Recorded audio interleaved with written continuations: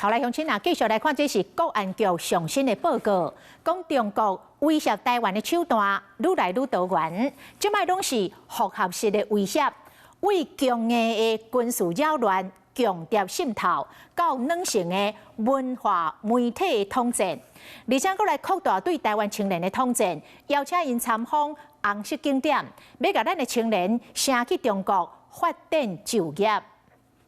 中共在校园里面的渗透的情况是越来越严重了，特别是有一些统战的交流活动，或者是要去参访所谓的红色供应链，那么甚至是要诱拉我们的年轻朋友未来要到那个地方去做发展跟就业。挑破中共复合式威胁，包括锁定台湾青年，邀请参访红色的景点，透过文化活动达到统战的目的。 立法院国防外交委员会特别进行专案报告。那他们不知道的事情是，他们口中所谓的交流，对中国来讲就是统战的一环。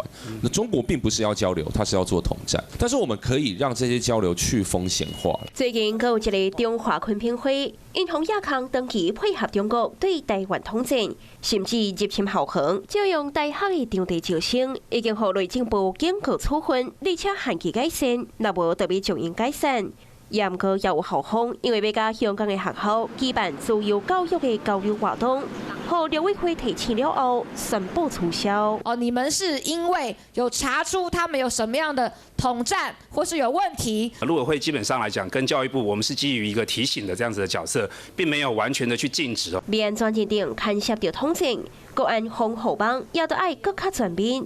立委也特别提出，未少伫台湾的媒体背后是中共负责操作。已经是从过去我们看到的报纸、电视，现在已经下升到网络，对不对？那这样的媒体到底有多少？又有掌握多少？目前是有40多家了哦。对于强硬军事侵扰、强谍的渗透，再个到软性的文化甲媒体统战，中共复合式的威胁，咱就爱全面应战。